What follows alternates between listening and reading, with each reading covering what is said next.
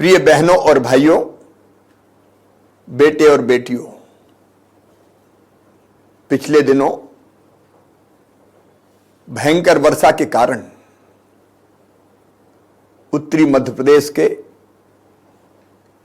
कई जिलों में, विशेषकर ग्वालियर और चंबल संभाग और विदिशा जैसे जिलों में बाढ़ ने तबाही मचा दी। अतिवृष्टि भी साधारण नहीं थी। ऐसी वर्षा कभी देखी नहीं गई। अकेले श्योपुर जिले में 101 सेंटीमीटर बारिश हो गई।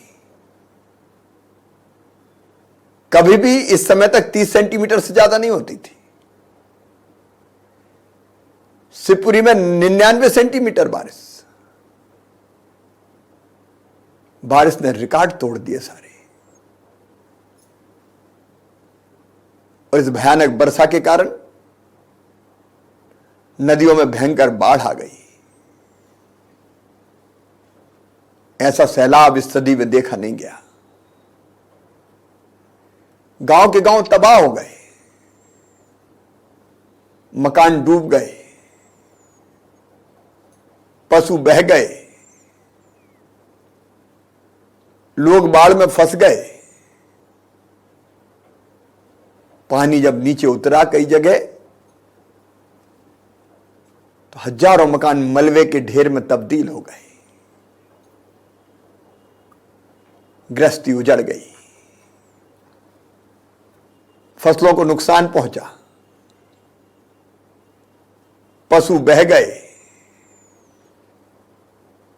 अधोसंरचना ध्वस्त हो गई, सड़कें टूट गई, बिजली के सब स्टेशन डूब गए, कुछ जगह तो पुल भी बह गए। ऐसी भयानक त्रासदी कभी देखी नहीं गई। आपदा के आते ही मैं भी सक्रिय हो गया, प्रशासन भी सक्रिय था।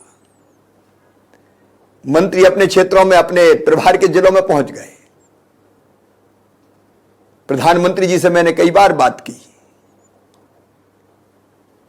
और प्रधानमंत्री जी ने भी फोन किए। हमारे आग्रह पर तत्काल एयरफोर्स के हेलीकॉप्टर भेज दिए गए। एयरफोर्स के 6 हेलीकॉप्टर, बीएसएफ के जवान, सेना के जवान, आर्मी के कॉलम भेज दिए गए। एनडीआरएफ की टीम भेज दी गई। अपनी एसडीआरएफ की टीम ने भी खूब काम किया। पुलिस प्रशासन,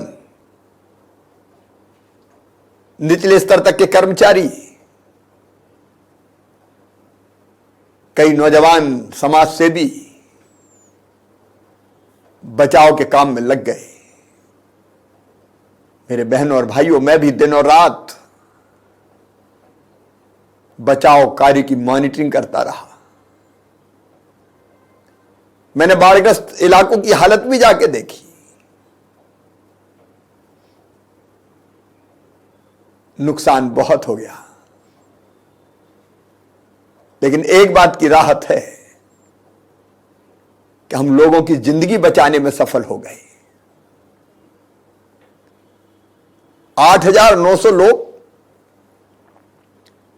जो अलग अलग जगह फंस गए थे बाढ़ के पानी में, कोई टापू पर बैठा था, कोई घरों की छत पर बैठा था, कोई मंदिरों के ऊपर था, कोई पेड़ों पर था, लेकिन एयरफोर्स के हेलीकॉप्टर ने, सेना के जवानों ने, एसडीआरएफ के जवानों ने, हमारी पुलिस ने इन लोगों का रेस्क्यू किया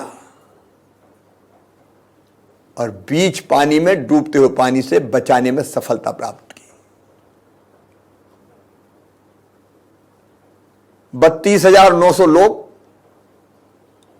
इस दौरान निकाल के ऊंचे स्थानों पर पहुंचाए गए, राहत शिविरों में रखे गए।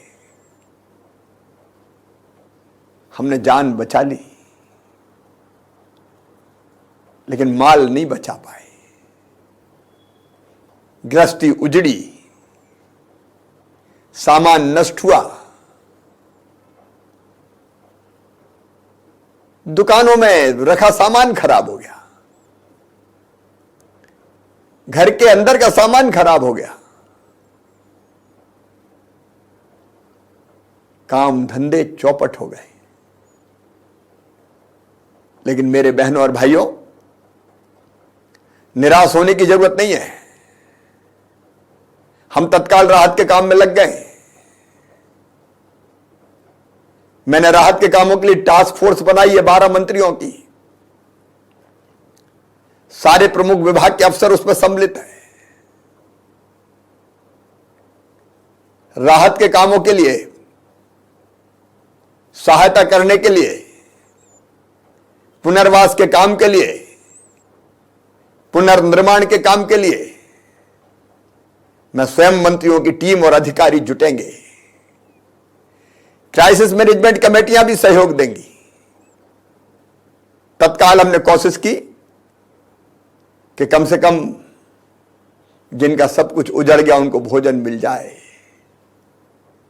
भोजन की व्यवस्था, स्वच्छ पेयजल की व्यवस्था, यह हमारी प्राथमिकता है। उस काम में हम लगे हुए हैं। हमने फैसला किया तत्काल प्रत्येक बाढ़ पीड़ित परिवार को जो नियमित राशन मिलता है उसके अतिरिक्त 50 किलो राशन और दे दिया जाए। वो भी आप तक पहुंचा रहे हैं। जहां संभव होगा वहां उसका आटा पिसवा के भेजने की हम कोशिश करेंगे, ताकि तात्कालिक रूप से भोजन की व्यवस्था हो सके। 6,000 रुपए तत्काल राहत के रूप में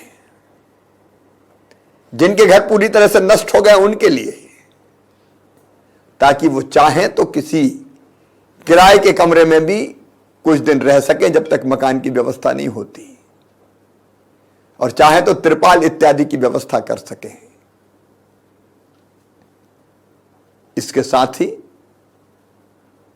जिनके घरों में रखा सामान नष्ट हो गया है, सर्वे करके उसके लिए भी राहत की राशि आरबीसी 6-4 के अंतर्गत देंगे। मेरे भाई बहनों, जिनके मकान ढह गए, पूर्णतः नष्ट हो गए, निराश मत होना। उनके मकान बनवाने के लिए राशि दी जाएगी। प्रधानमंत्री आवास योजना की तर्ज पर लगभग उतने ही रुपए की राशि हम देने की व्यवस्था कर रहे हैं, ताकि आपका घर फिर से खड़ा हो सके। यदि बाढ़ के कारण किसी भाई बहन की दुर्भाग्यपूर्ण मृत्यु हो गई होगी तो उसके परिजनों को 4 लाख रुपए की आर्थिक सहायता दी जाएगी। कई पशु बह गए हैं, लेकिन उसकी भी चिंता ना करें। जो दुधारू पशु है, गाय भैंस, अगर वो बह गए होंगे तो उसके लिए 30,000 रुपए की राहत की राशि दी जाएगी। जो गैर दुधारू पशु है, बैल भैंसा, उनके लिए भी 25,000 रुपए की राहत की राशि दी जाएगी। अगर भेड़ बकरी, क्योंकि कई गरीब परिवार बकरी पालन का काम भी करते हैं, वो बह गई होंगी तो 3,000 रुपए की राहत की राशि देंगे। और बकरी का बच्चा छोटा अगर बहा होगा तो 250 रुपए उसके लिए भी देंगे। मुर्गा मुर्गी अगर बह गए होंगे तो 60 रुपए की राशि राहत के तौर पर उसके लिए भी दी जाएगी। अगर बाढ़ से फसलों को क्षति पहुंची होगी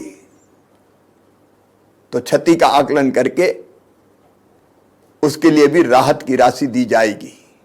दुकानों में रखा सामान अगर नष्ट हो गया होगा तो क्षति का आकलन करके उसमें भी कुछ राहत की राशि देंगे। अगर किसी मछुआरे की नाव बह गई होगी या पूरी तरह से नष्ट हो गई होगी तो उसके लिए 12,000 रुपए, चाल जैसी कोई चीज बह गई होगी, नष्ट हो गई होगी, तो उसके लिए भी 4,000 रुपए की राशि देंगे।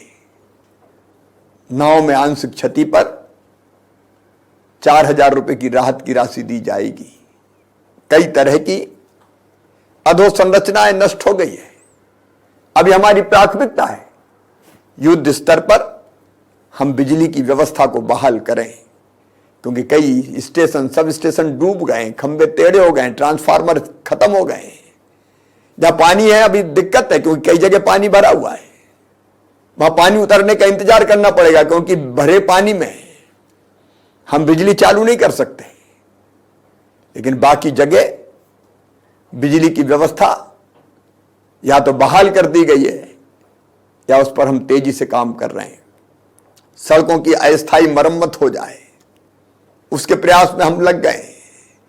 पीने का पानी शुद्ध उपलब्ध हो जाए, पेयजल स्रोत ठीक किए जाएं, उस काम में युद्ध स्तर पर पीएचई के कर्मचारी जुट गए हैं। हर तरह की आवश्यक व्यवस्था बनाने में हम कोई कसर नहीं छोड़ेंगे। मैं जानता हूं आपका कष्ट बड़ा है, दर्द गहरा है, सरकार के लिए भी चुनौती बड़ी है, लेकिन हमारा हौसला भी बड़ा है। तकलीफ आई है, परेशानी है, संकट है, लेकिन इस संकट के पार आपको निकाल के ले जाएंगे। चिंता मत कीजिए बहनों और भाइयों, ये मुसीबत के दिन हमारे जीवन में आए, लेकिन जल्दी इस मुसीबत से आपको निकाल के बाहर ले जाएंगे, सामान्य दिन बहाल करेंगे। मैं सभी समाज सेवियों से, दानदाताओं से अपील करना चाहता हूं कि पीड़ित मानवता की सेवा सबसे बड़ा पुण्य है। पर हित सरिस धर्म नहीं भाई, और इसलिए आप जो भी सहयोग कर सकते हैं अपने पीड़ित भाई और बहनों के लिए, भोजन भिजवाने की व्यवस्था, सूखे राशन की व्यवस्था, बर्तन कपड़े, इस संकट के समय जरूर कीजिए। मैं एक बार फिर अपने भाइयों और बहनों से, पीड़ित भाई और बहनों से निवेदन करना चाहता हूं, निराश मत होना, आंखों में आंसू मत लाना, घबराना मत। हम हैं साथ, मिलकर इस कष्ट से निकलेंगे। आपके साथ सरकार खड़ी है, प्रशासन खड़ा है, समाज खड़ा है। ये रैन अंधेरी बीतेगी, ये मेरा विश्वास है। हम सब साथ हैं, संकट के पार जाएंगे। धन्यवाद।